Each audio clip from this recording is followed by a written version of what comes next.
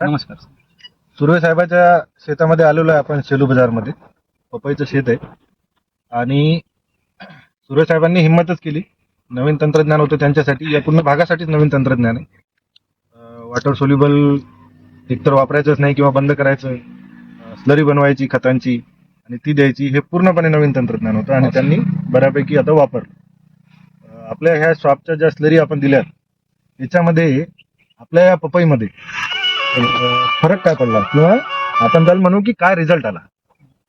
Sir, तुम्ही सांगितल्याप्रमाणे जवळपास आम्हाला तुम्ही जे शॉपचं तंत्रज्ञान आहे त्याच्याबद्दल आम्हाला कल्पनाच नव्हती, पण योगायोग आपली भेट झाली. हो.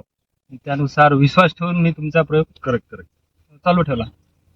तर सर, आतापर्यंत माझ्या स्लरी पपईला 4 सोडण्यात आल्या, 400 लिटरच्या 4. बरं, म्हणजे साधारण 1 महिना क्रॉस झाला आपला आता. हो, 1 महिना क्रॉस झाला. हो. तर बाकी जे आमच्या भावाचा पण एक प्लॉट आहे 3 एकराचा, हो माझा 2 एकराचा आहे. हो. तर माझ्या भावानं विश्वास न ठेवता त्यांनी त्याचा वापर केलेला नाही अजून. तर मी 4 स्लऱ्या सोडल्या. तर त्यांचा प्लॉट आणि माझ्या प्लॉटमध्ये जवळपास 70 ते 80% फरक आहे. बर, म्हणजे समजा त्यांचा आता मागचा तोडा किती टनाचा होता? आता त्यांचा 3 एकर प्लॉट असून समजा जवळपास 3000 झाड, माझा 2 एकराचा प्लॉट 2000 झाड. हो. तर माझी आणि त्यांची कटिंग सोबतच झाली. हो. तर त्यांच्या 3 एकरात जवळपास 9 क्विंटल 900 किलो हो.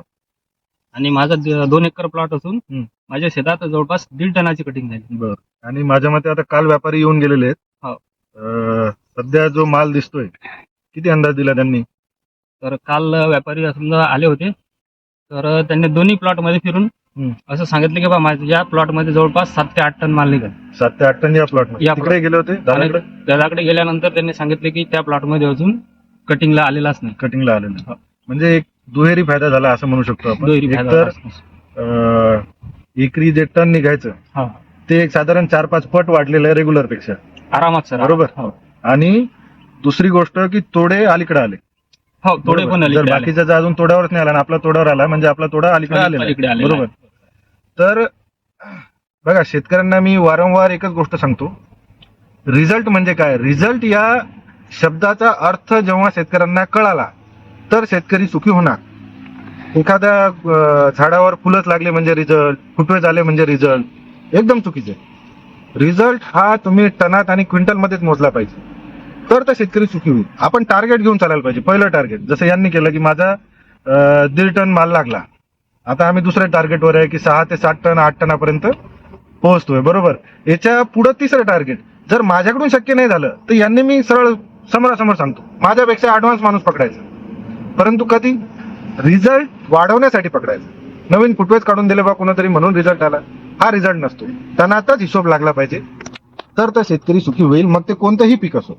आमचा हा आता पपईचा व्हिडिओ झाला, या अगोदर खरबूज टरबूजचे व्हिडिओ बरेच टाकलेले आहेत, टोमॅटोचे रेग्युलर व्हिडिओ आहेत. नेहमी आमच्या व्हिडिओमध्ये एक गोष्ट आवर्जून तुम्ही बघा, आम्ही टनाचा हिशोबच लावतो प्रत्येक व्हिडिओमध्ये. धन्यवाद.